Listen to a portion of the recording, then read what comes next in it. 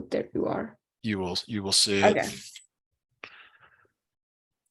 You should see it. Yes, I see See it it. now. Okay, fantastic. All right. So first thing we have to do here is take a derivative, okay, for part A. So this is a product rule derivative, and I'm just going to do it. If you need clarification, you can ask here. But I'm going to do the first times the derivative of the second plus the second times the derivative of the first. Is that 2x plus 4 cubed? Yes. Yes. Let me know if there's any issues seeing this. We can write, I guess, a No, tiny yeah, I bit can there. see it perfectly. Okay. Now it is worth cleaning this up just a tiny bit here, meaning like what can you factor out of both? So you can factor a 2x plus 4 squared out of everything. Is that okay? Yeah. So that's 2x plus 4 plus 6 times x minus 6, like this on the right. And then you want to keep going. You want to simplify what's inside. Where'd you get the 3 from in the original derivative? Power rule of the 3, bringing it down. Oh, okay, yeah. Okay. So then 2x plus 4 squared, and then derivative of the inside, that's the chain rule part.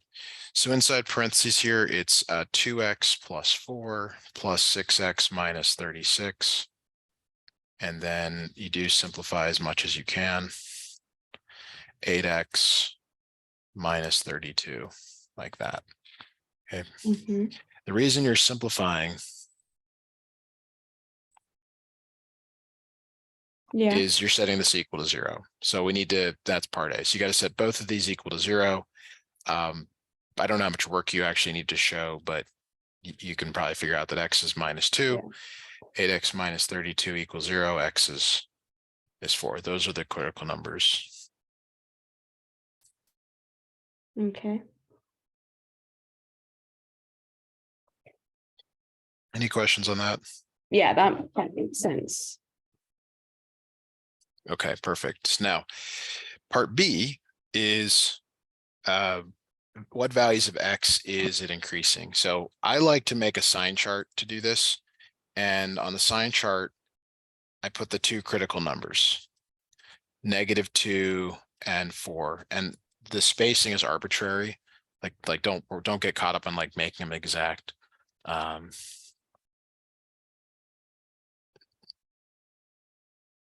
Okay, so now you have to test numbers in each region. Does that sound familiar to you? Yes. Now you test them in the derivative. Okay, and what I think is maybe unclear for students is that you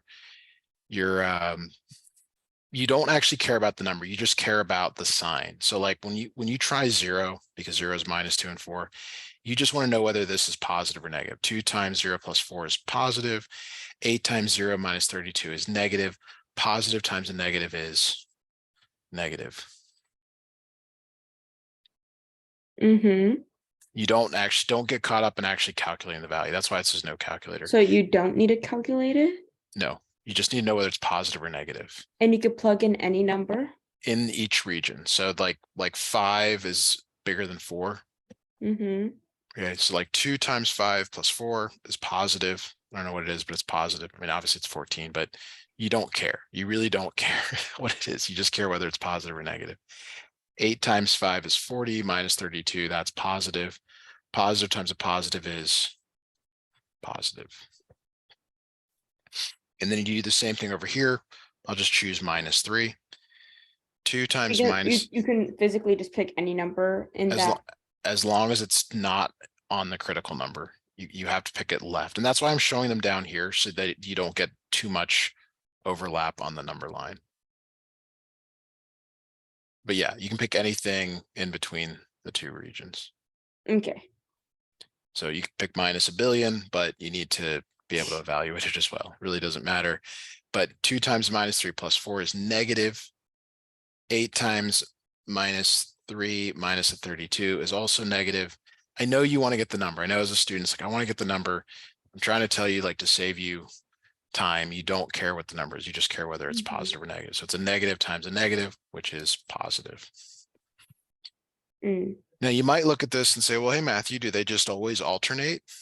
Sometimes, and you will get problems where they don't. So don't make that judgment, right away. Just do the test points and see. All right. So the function is increasing. It's increasing when f prime of x is greater than 0. So where is it greater than 0? From negative infinity to -2, and then the second interval 4 to infinity. Where is it decreasing? When from it's -2 to 4. Exactly. I know it doesn't ask for that, but it could. Like, you should know how to do both. Okay, the last part is to determine where it has a relative min or a relative max, in this case, a relative min. So some students learn the rule. It has a relative min when it goes from minus to plus. And it has a relative max when it goes from plus to minus. And they can only be one of the critical numbers. That's right. Okay. But it has to be a critical point. It can't be where the derivative is undefined, which is different. Okay. Which, maybe you haven't seen in a while. If it's minus to minus or plus to plus, it's neither. Okay.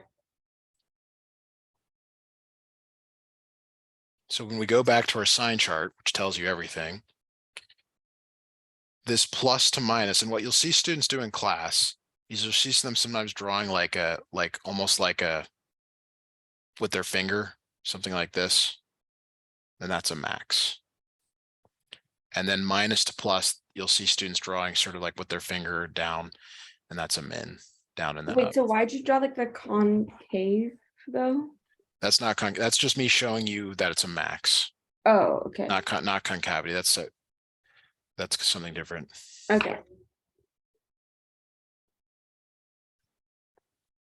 Okay, so that makes sense. So wait, what was the question though? It's asking where it has a relative minimum. So it would be 4. At 4. And how you justify your answer is this right here. The derivative goes from decreasing to increasing. Okay. So when you get all that down, I know it's a lot, go ahead and share your screen and I'll grab the second question or whatever the next one that you want us to work on is. Okay, we could just do number 2. Okay, so let me and I'll grab a few more snips this time. Okay. So but you'll have to share your screen again whenever you're ready. Okay, share. And then I can like zoom into number 2 and 3. Okay, yeah, I'll grab them one at a time here. All right, so I grabbed 2.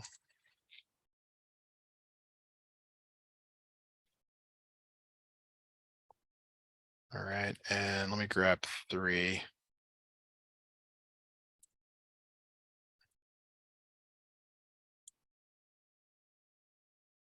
All right, that should be enough for the time being. Okay, is that all right? Wait, I can't see your screen. Yeah, I'm gonna share here. I'm just. Oh, okay. Wait. So do you want to do the number 4 or? We'll see. These can sometimes take a long time to do. So, find the minimum value of f on this interval. Okay, that's very important. All right, or the maximum value. Sorry, the maximum value on the interval. So these are extrema problems. And you have to first, in part A, you have to first test the endpoints or evaluate the endpoints. So this is 2 times 0 plus cosine of 2 times 0. 2 times 0 is 0, cosine of 0 is 1, so this becomes 1. 2 times pi plus cosine, 2 times pi. 2 times pi is on same place at 0, it's 1, so it's 2 pi plus 1. Okay, that's how you start. we're gonna leave a little space, just a tiny little space, because we're gonna have to come back. So you don't have to find the derivative of No, it? you do, but you first Oh. evaluate the endpoints. I wouldn't wait to do it. So I'm always showing you like the most efficient way to do that. But yeah, we got to find a derivative. So derivative is 2. Derivative cosine is minus sine. So minus sine 2x. Chain rule is 2. Okay. Any questions on that? Yeah, that makes sense. Set that equal to 0. Solve for x. Okay, so you're going to get. Are we supposed to be able to do this in our head? Or Yeah. Yes. oh. Yes. Maybe because you've been moving around so much, like you do this right after you learn derivatives. You learn derivatives, then Yeah, you we learned learn. derivatives in like August. Right. So that's why this is so weird. It is all over the place. And like I bet she's some form of method, but it just like Yeah, I Yeah. mean, when we met, whenever we did our lesson, I don't remember exactly when it was, but it was you were doing things that I told your mom. I said, well, most students don't do this until like February or March. And yeah. she's like, yeah, I don't know what to do. I'm like, okay. Well, so yeah, so you may need a review of derivatives. Derivative of cosine is minus sine. Chain rule, you have to take the derivative of the inside part. That's 2. So now we're going to solve for x. Mm-hmm. So you're going to, I like to add the sine, 2 sine 2x, and then divide by 2. Okay, so on the unit circle, where does sine equal 1? It's up at pi over 2. So the 2x is equal to pi over 2, because that's where the sine of pi over 2 is 1 only in one place in the unit circle. You divide by 2 and get x equals pi over 4. Okay, so yeah, pi over 4. Now you have to check. It doesn't matter. In this one, there's not an exception, but you have to check that that's actually between 0 and pi. So you might get another problem where you get 2 answers and maybe only one of them is in the interval. Okay, so now you go back here and you find f of pi over 4. So it's 2 times pi over 4 plus cosine 2 times pi over 4. So it's pi over 2. Cosine of pi over 2 is 0, so it's just pi over 2. Mm-hmm. So we're trying to find the maximum value, so it's the one that's the largest. This is the max. Doesn't ask for it, but this is the min. And this is nothing. Just it's an in-between, local min, local max. We don't care. Any questions on that? Wait, let me just copy this down. Okay.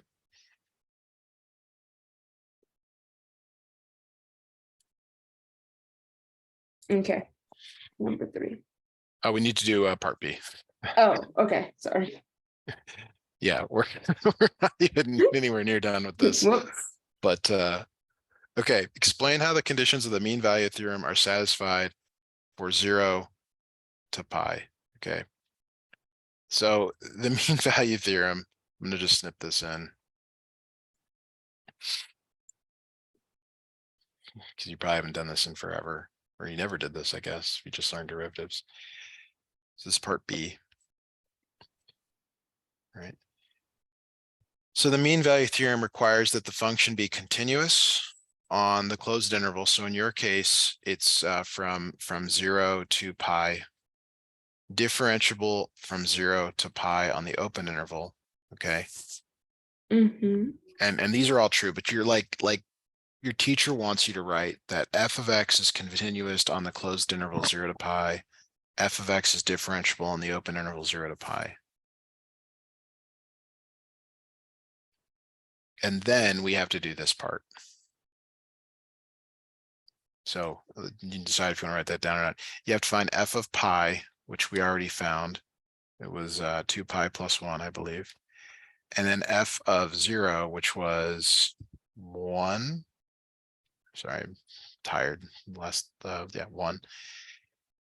And then we put them into this formula. We put it into f of pi minus f of 0 over pi minus 0.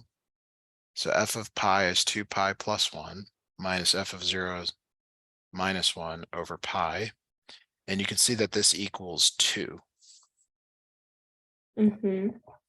So so what we just did is this part on the right. So what the mean value theorem says is that if you take the derivative, let me go back and grab it. 2 minus sine 2x times 2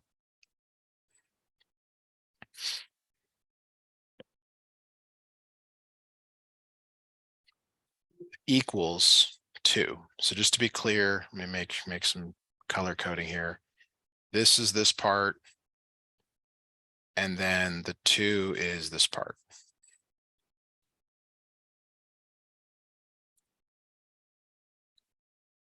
Is that okay? Yes. All right, so you're solving for x still. So you're going to subtract 2 from both sides. Minus 2 sine 2x equals 0. Sine of 2x equals 0. So sine is 0 on the unit circle at 0 and pi. Okay, so we set 2x equal to pi and divide by 2, so x equals pi over 2.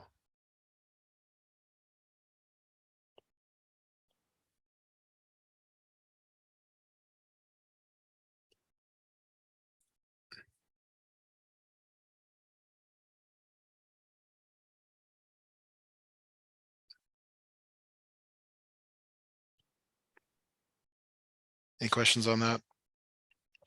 No. Okay.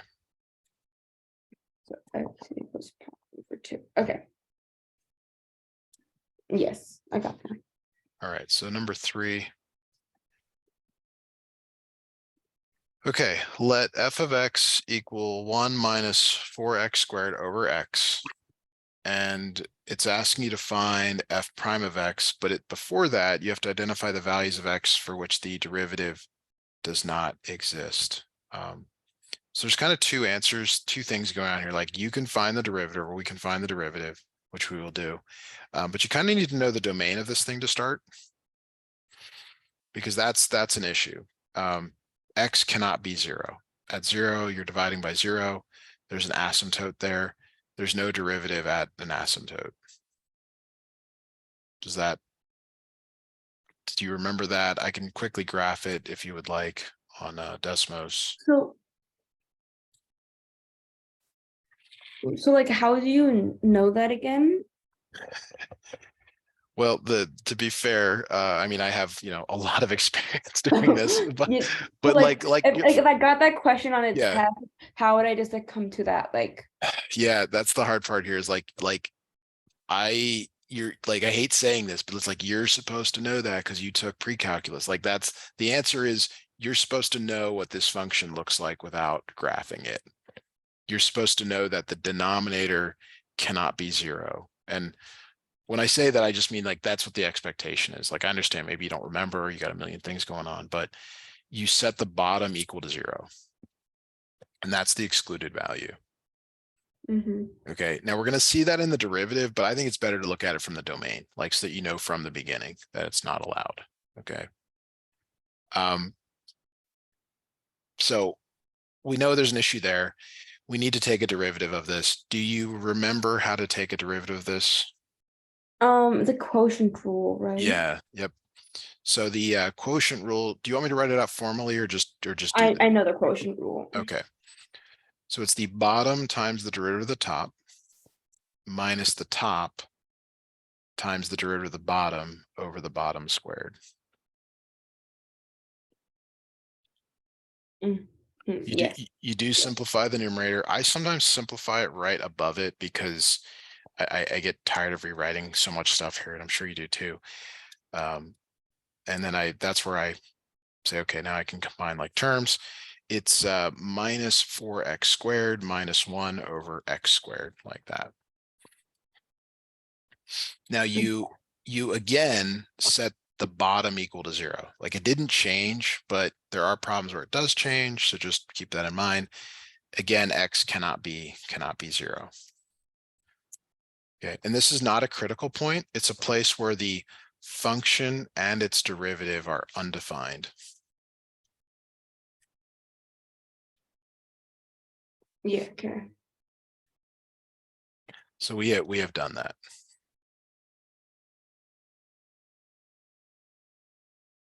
Any questions on part A? Yes, or no, I don't have any questions. Yes, Okay. that makes sense. Yeah, and I'm only asking because it's like this is not easy what we're doing. It's not that intuitive either. Part B, for what values of x is f decreasing? So you have to set the derivative equal to 0. So you have to set minus 4x squared minus 1 over x squared equal to 0, but you really only are setting the numerator equal to 0. Yes. Okay, and But if the top is 0, is it so if the top is 0, it's 0, but if the bottom it's undefined. undefined? Okay. Yes. So you said minus 4x squared minus 1 equal to 0. If you factor out a -1, you see that this is 4x squared plus 1 equals 0. This is sum of squares, which is prime, which means there's no place that this is 0 in the real domain. So there are no critical points. Okay. No CPs. Yeah, and from what I remember, your instructor gives you pretty tough questions. So this isn't to be, and you might be wondering, well, why is he drawing a derivative line? Because there is a place where the derivative is undefined. At Okay. where? At 0. Oh, Okay. And that's where, sorry, let me check the graph of this thing. Yeah, it is decreasing. Okay. We have to still test points. So we're going to test like 1 and -1, and that goes in the derivative, So we're going back right here to the derivative right here.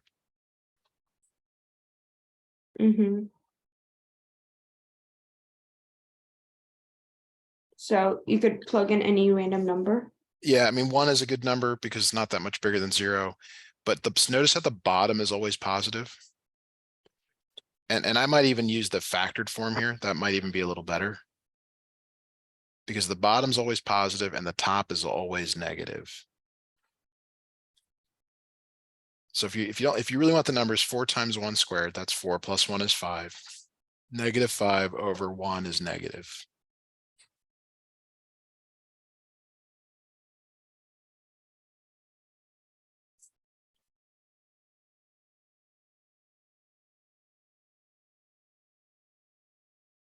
Now, how about the other side? When you put -1 in to here, again, do you see that it's 4 times -1 squared? That's still 4 plus 1, 5 over 1, but you got the negative here. That's also negative.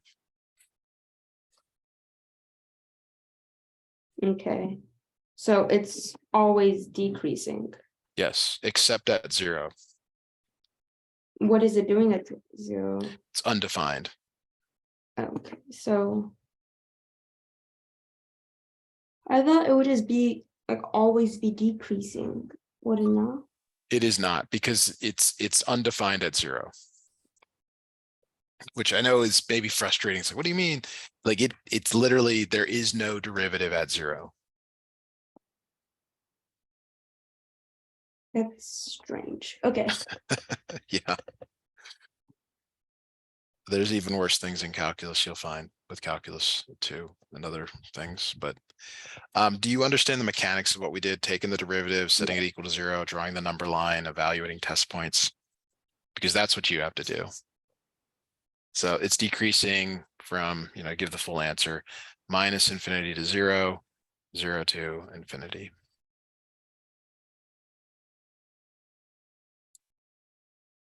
All right. Oh my gosh, they make you do the second derivative. Okay. For what values of x is the graph of f concave down? Show your work. All right, so you need a second derivative. So the first derivative is, let me go back and grab it because of course I don't have it here. Here it is. All right, we're gonna take a second derivative here. So again, quotient rule, bottom times the derivative of the top minus the top times the derivative of the bottom over the bottom squared. Now this time, you have to recognize that you can factor an x out of the top. And maybe it looks like you can do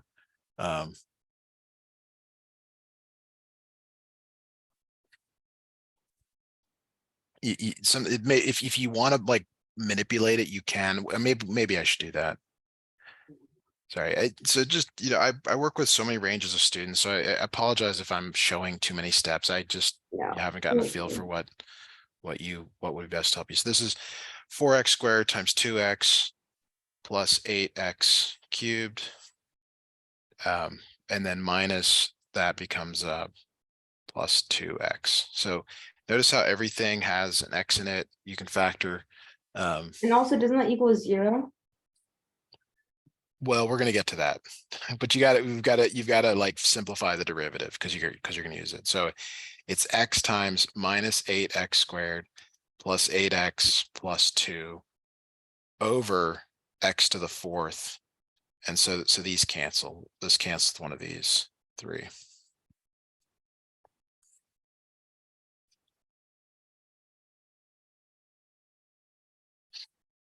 All right, is that okay? And then yes, you do have to set the numerator equal to 0.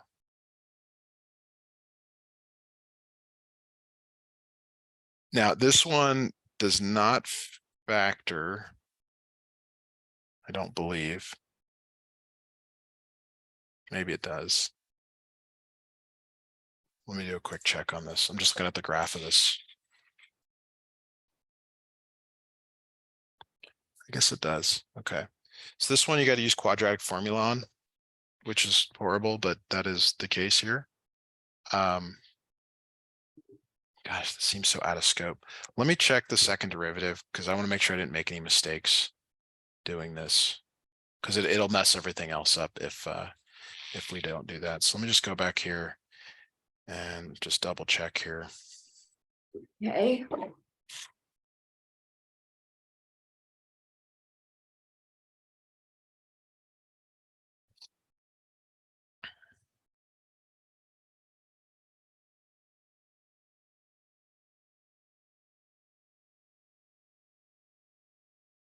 Yeah, so I made an error here, and that's why this isn't working out so nicely. First derivative is fine. Just curious where the mistake is. Okay, let me restart the second derivative. The second one, okay. Yeah, because the first one's fine. It's this other one. So this is all wrong. All right, now if we go back to the original, f is 1 minus 4x squared over x. You might be thinking, why is he doing that? You can split it apart, okay? Now, when you take your first derivative, it becomes minus 1 over x squared. And this may have been the intention, minus 4, okay? And that does equal what we had in the previous one. Now, the second derivative is much easier because the minus 4 goes to 0. So this becomes 2 over x cubed.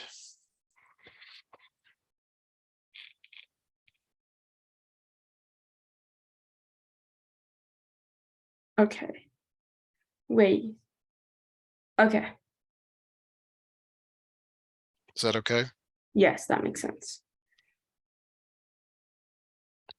So you set this equal to 0, but this does not equal 0 anywhere, okay?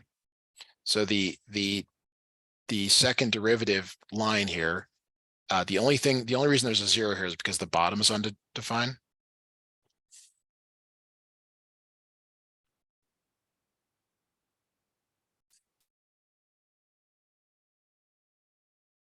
Is that okay? Yes. Clear? So that's the only critical point. It's not a critical point though. It's a place where it's undefined. So that's the issue here. Like when you put a negative number in, you're going to get a negative. When you put a positive number in, you get a positive, and you're going to think, oh, it has a concave down to concave up. This is an inflection point. It is not, because it's only where the derivative is undefined. Mm-hmm.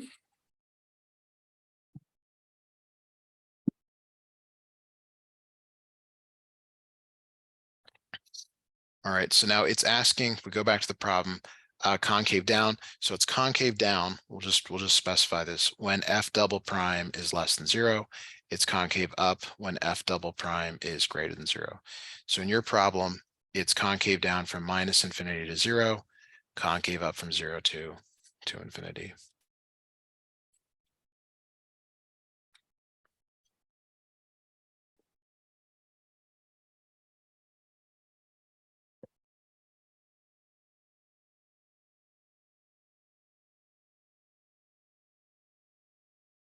Okay. I'm copying these down right now. Okay, yeah. And I know it's a lot. Okay. Yeah, that makes sense. Okay, I got it. Okay, so if you want to share your screen, I can grab a couple more questions. Okay. Wait, I think it just stopped sharing yours. You can, when you share, it'll take over because you're your host.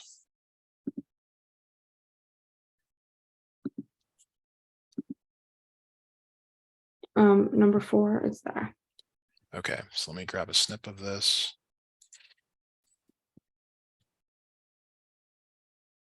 Okay, there it is. All right.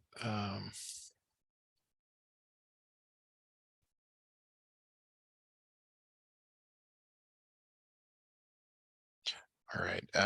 Okay, so let me share my screen and So okay, you should see that here shortly. yes.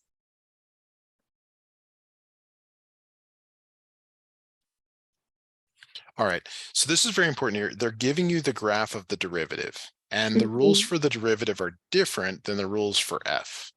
So that's where this is most challenging for students. Okay, because they're like like if I asked you where the max is, you're going to say, oh, that's the max, but that's not what this means. So it's usually a good idea to convert this to a sign chart. So there's a -2 and at 0 and at 2. So these are the places where the derivative is equal to 0. Do you see where I got those points from the graph? The x-intercepts. Yes. Okay.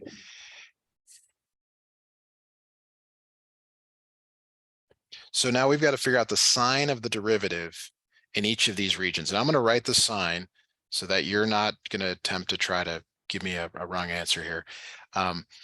It's the sign is based on whether it's above or below the x-axis, not whether it's increasing or decreasing, because we're looking at the derivative.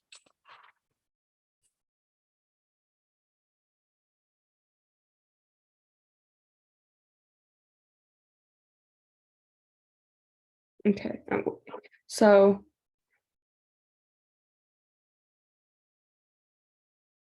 wait, so for A,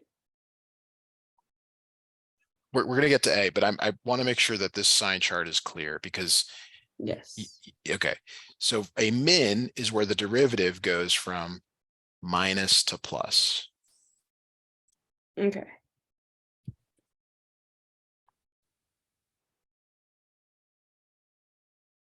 Okay. So then isn't there a lot of minimums? No, there's only one at 0 because that's where you go from minus to Oh, plus so it'd be at 0. at x equals 0. Okay. All right, B, where is the derivative increasing? So the answer from the sign chart is from 0 to 2. Now, if you look at the graph, it's where it's above the x-axis. Okay. So it's from 0 to 2. Yes. And if it asked where it was decreasing, it would be all the other intervals. Okay.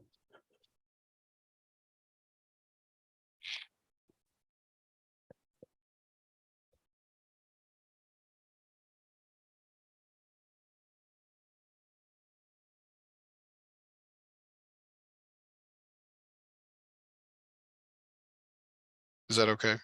Yes, so Okay. that's for B, and so then for C, For C, we got to do something. We got to do something a little different here. For C, let me see if I've got that. Oh, snip again. I do. Okay. Let me paste that in here. We just need the graph this time for part C. All right, so for part C, we want to know where it's concave down. So to do that, you first identify the peaks and valleys of the derivative. And what this represents is where the second derivative is equal to 0. At the points here, -2. It's not quite -1, but I'm going to call it -1. And then it's not quite 1, but I'm going to call it 1, roughly.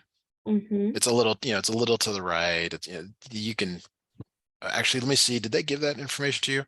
Oh, they did. I see. So they are giving you that. They're saying -0.8. So we should use their numbers. And 1.3.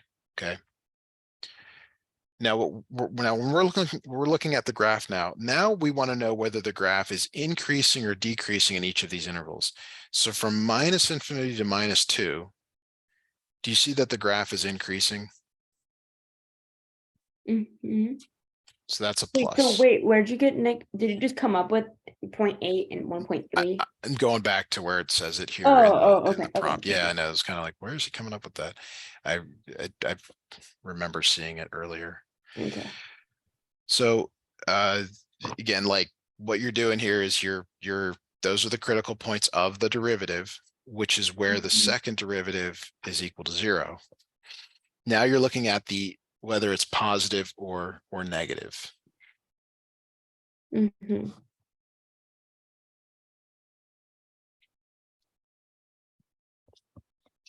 All right. So in this next region from -2, let me get the cursor so you can see it. From -2 to -0.8, do you see that this is decreasing?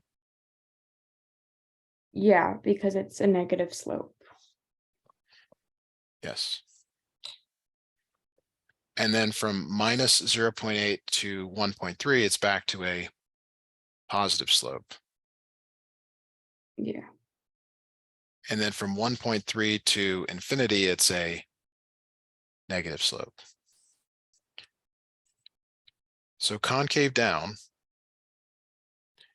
is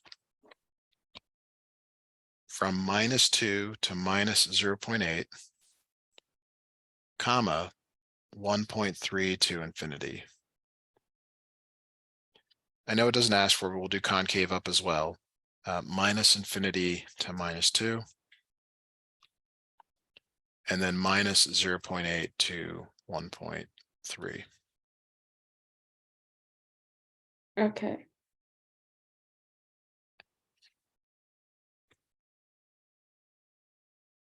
All right, so we'll do part D.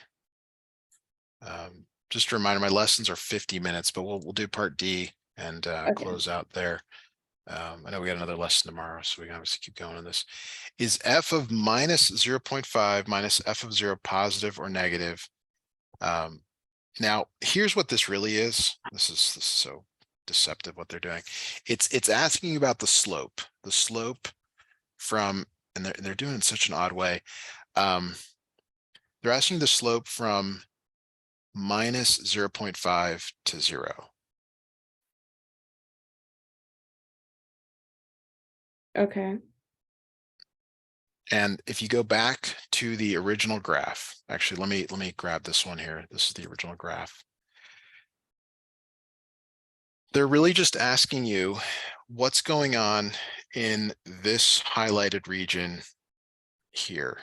Sorry, that didn't grab. Let me grab this highlighted region right here. They're basically asking you, is the slope of the original function positive or negative? The original function. This is the graph of the derivative. So the original function slope in that region is negative because it's below the x-axis. Okay. It's kind of deceptive, but Okay. all right. So So let me stop the recording here.